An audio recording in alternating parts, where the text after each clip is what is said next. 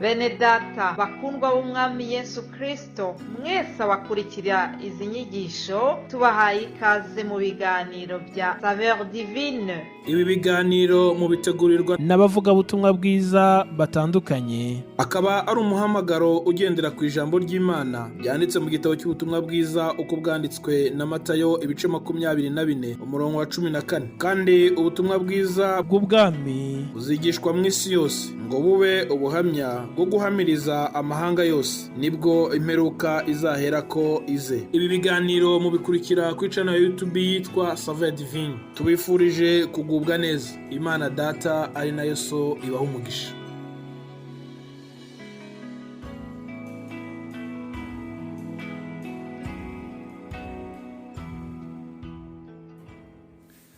Nshuti bakunze b'ibiganiro bya Saveur Divine, ndabaramukije. Muri kumwe na mwene So Pasteur Nestor Nsengiyumva. Dusangira amajambo y'Imana ari mu cete Paulo yandikiye Abaroma igice ca 4 umurongo wa 11 n'uwa 12 havuga ngo: kandi ahabwa ikimenyetso niko gukebwa kuba ikimenyetso cyo kugororoka kwavuye kuri kwa kwizera yari afise atarakebwa, kugira ngo abesekuruza w'abizera bose batakebwe ngo bibaharugwe ko nk'ukugororoka, kandi abe na sekuruza w'abakebwe batakebwe gusa, ariko bagera ikirenge mu cuko kwizera kwa sogokuruza Aburahamu uko yari afise atarakebwa. Haleluya. Uyu n'umunsi ugira 4 muri ino ndwi turiko turumva amajambo y'Imana atwibutsa ku bya sogokuruza wacu Aburahamu, ari nawe Bibiliya yita sekuruza w'abizera bose.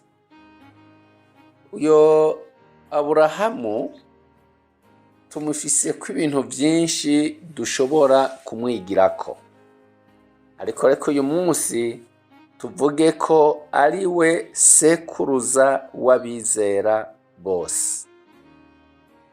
Iyo Bibiliya ivuga ngo abizera bose, abakebwe n'abatakebwe, abakebwe Bibiliya bigombye kuvuga abava mu rura canke abavyawe na Aburahamu na Isaka na Yakobo, mu majambo yegeranye Abisirayeli.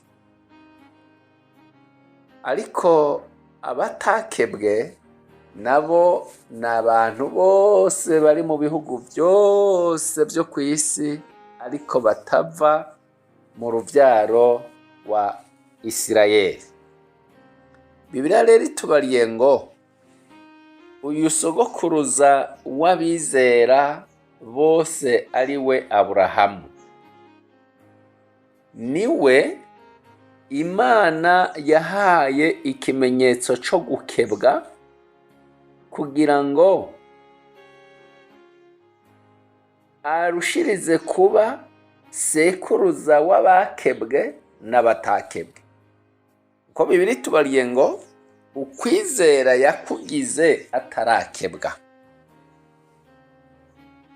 Kandi imbere yuko tunavuga cyane kuri uko kuba sekuruza w'abizera bose, nagomba tubanze twibukanye gatoya ukwizera icarico. Wandikiye Abaheburayo mu gice c'11 ku murongo wa mbere yavuze ngo ukwizera ni ukumenya rwose ibyizigirwa udakekeranya ngo ntibizoba. Mbega ibyizigirwa Aburahamu yari afise byamuteye kwizera nibihe?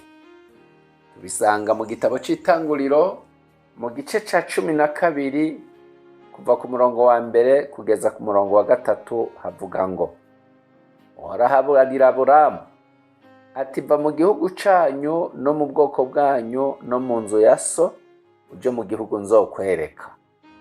Nanje nzoguhindura ubwoko bukomeye, nzoguha umugisha, izina ryawe ndarigire rurangiranwa, n'abandi baze bagira umugisha ku bwawe. Abazoguhezagira nzobahezagira, kandi uzokuvuma nzomuvuma. kandi muri wowe niho imiryango yose yo mu isi izoherwa umugisha. Ngibi ibyizegwa canke ivyizigirwa Aburahamu yari afise byamuteye kugira ukwizera.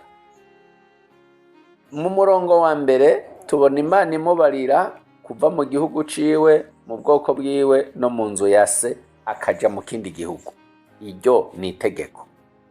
Ariko ku murongo wa kabiri n'uwa gatatu duca tuhabona amasezerano. Niyaramuka yumviye iryo tegeko ry'Imana, agakora ico Imana imubariye, amasezerano ahabwa avuga ngo nzoguhindura ubwoko bukomeye. Kabiri, nzoguha umugisha. Gatatu, izina ryawe ndarigire rurangiranwa. Kane, abandi baze bagira umugisha ku bwawe. Mu yandi majambo, Imana imuhindure isoko y'umugisha. Gatanu, abazoguhezagira nzobahezagira, kandi uzokuvuma nzomuvuma. Aha jewe mbonamwo icitwa umutekano. Yemererwa n'Imana ko izokingira umutekano wiwe, maze muri we imiryango yose yo mwinshi izohererwa umugisha muri we. Ijambo ry'Imana riratubariye rero ko ibyizigirwa Aburahamu yari afise byari bivuye ku byo yumvise Imana imubariye. Ica mbere ni itegeko, ica kabiri n'amasezerano akurikira uwumviye itegeko ry'Imana.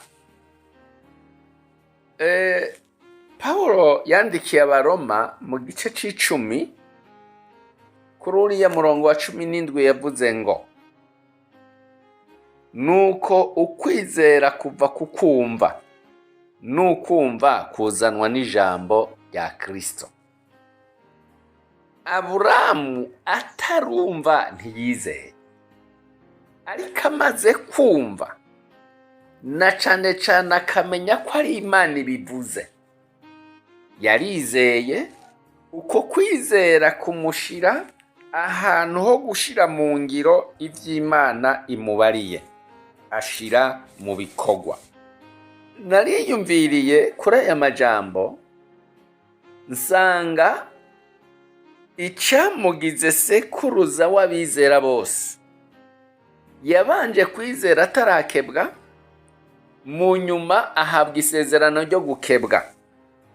Isezerano ryo gukebwa yarihawe mu gice ca 17 ahanyene mu itanguriro, igihe Imana yamubarira ko ariyo Mana ishobora byose, ico asabwa we gusa ari ukugendera imbere yayo kandi atunganye rwose.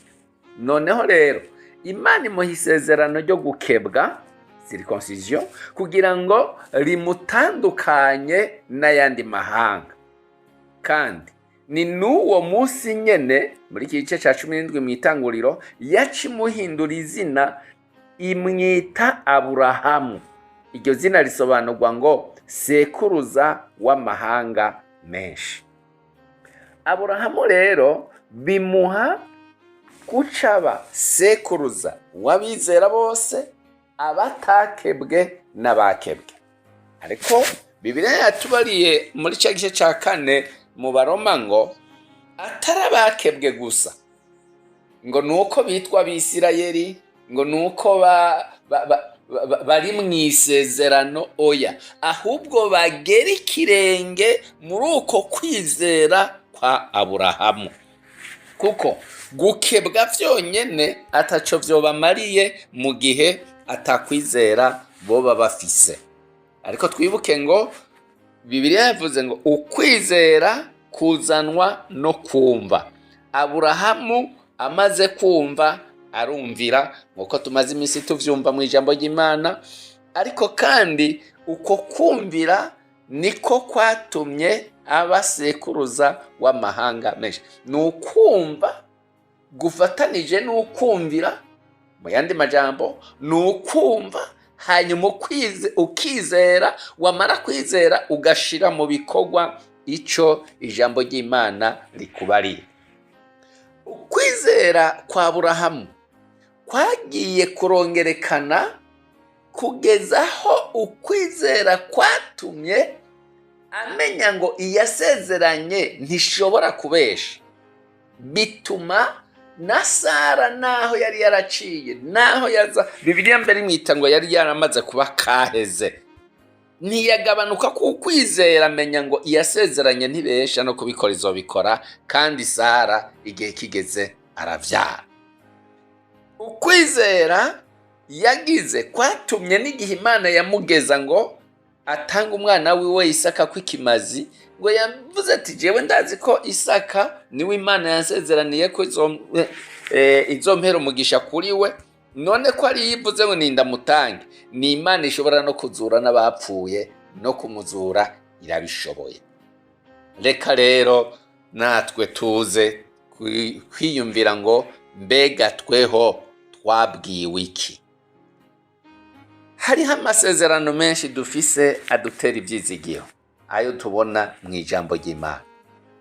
Hariho ibyo twumvise tubibwiwe n'ijwi ry'Imana, hariho ibyo twabwiriwe mu nzozi, hariho iby'Imana yatumye abavugishwa nayo, Mpwemu Yera akabiterera igikumu mu mitima yacu ko by'ukuri byavuye ku Mana. Mbega uracafise uko kwizera? Gera ikirenge mu ca Aburahamu kugira ngo Aburahamu akubere sogokuruza muri uko kwizera, ngo biguheshe nawe kuzohabwa ivy'Imana yagusezeraniye.